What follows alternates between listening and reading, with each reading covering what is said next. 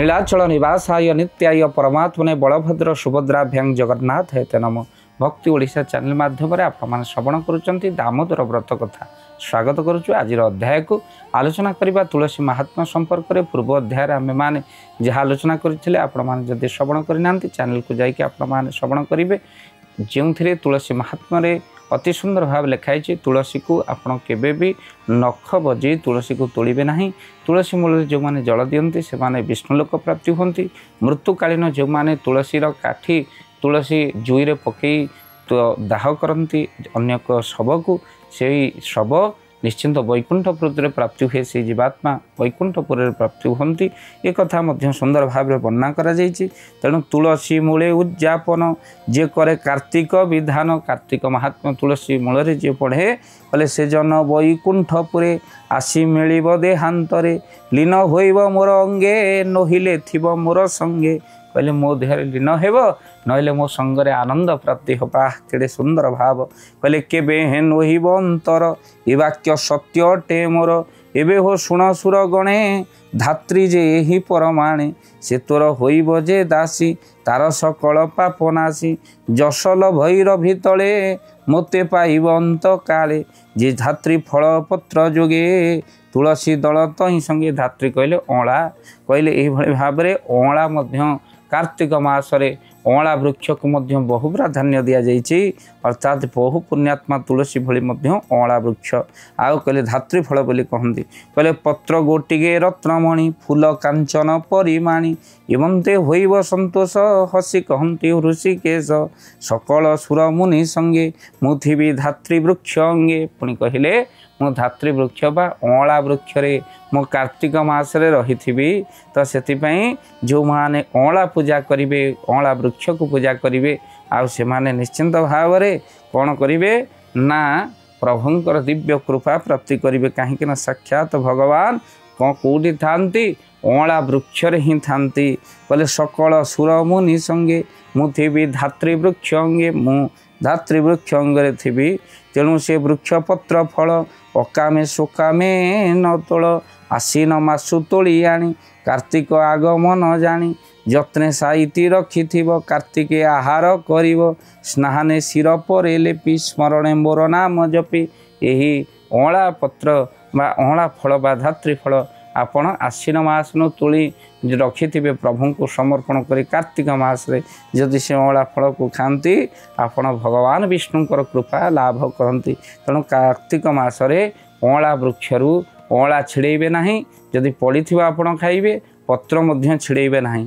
आपण मन रखि थांतु गोटे पवित्र पर्व आमे माने जहाकू अँला नवमी बोली मध्य कहू। ए अँला नवमी रे जदि कार्तिक मासरे आपण माने कौन करती ना क्षीरी बनई आपण माने खाती अतिशय पुण्य मध्य लाभ करती। आ भक्तमन से कथा को आम पर आलोचना करवा किंतु आजिर कार्तिक मासरे अति सुंदर भाव में दि जाइए।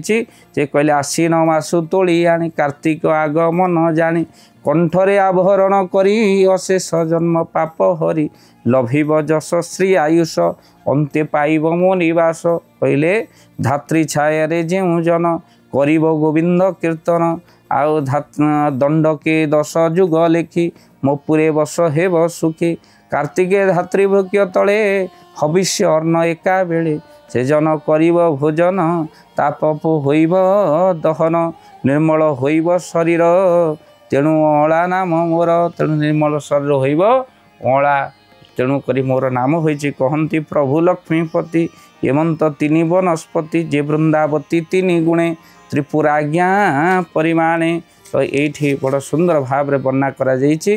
तेणु अँला तुलसी मालती ये 3 मोर प्रियवती। 3 जिनस कार्तिक मास भगवान अतिशय प्रिय।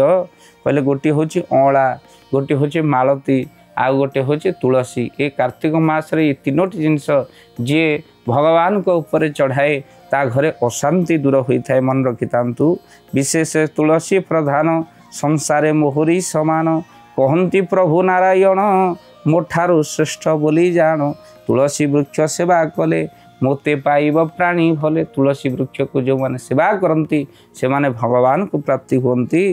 कहले तुलसी बिना जेते भोग मोते नुह उपयोग तुलसी दले मोते पूजी तुलसी घेनी मोते भजी तुलसी देव मोर शिरे प्राणी बसिबे मोर पुरे एक कथा तुम्हें भले जान ब्रह्मादि मुनि सुर गण।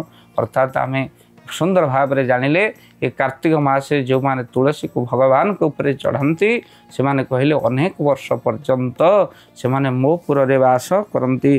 कहले शिव सहिते सिद्धजती लक्ष्मी मोर प्रियवती पार्वती आदि स्त्री गणे सर्वे मो आज्ञा परमाणे तुलसी सेवा करी इच्छा जेबा कर लभिब मन वांछा।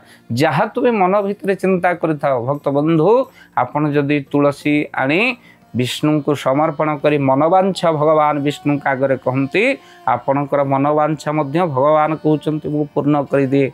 हे सत्यभामा ये कार्तिक मास रे तुलसी रही विशेष महिमा तो से आपण माने तुलसी सेवा पूजा कले कार्तिक मास रे अनेक पुण्यर अधिकारी होती।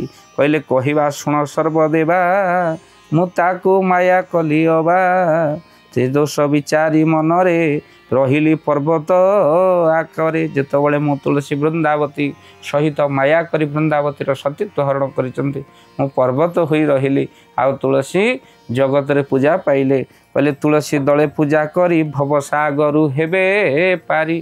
कहले तुलसी को पूजा करी भवसागरु ये संसार लोक माने पारी होई जिवे। तेणु एमंते विष्णु आज्ञा कले जे जहा भुवन को गले पृथु को कहती नारद से विष्णु लोकर संपाद। दिने नारद राजा पृथु पाखरे पहुँची ये कथा को कही बोली भगवान कृष्ण आज सत्यभामा को तुलसी महिमा संपर्क कहते विष्णुर एड़े प्रिय फूल संसारे नाही ताकू भल केवल स्नान सारी तोली तेणे संतोष वन माली।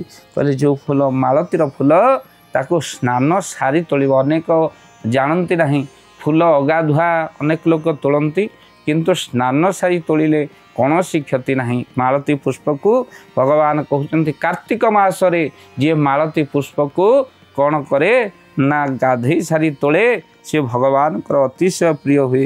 तेणु अशौच बेले केवे मालती वृक्ष को छुईब नहीं स्नान करी आपण माने मालती वृक्ष फूल तोली आपण भगवान को पाखरे लगे पारिबे।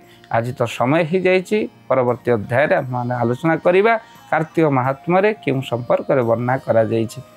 जय जगन्नाथ।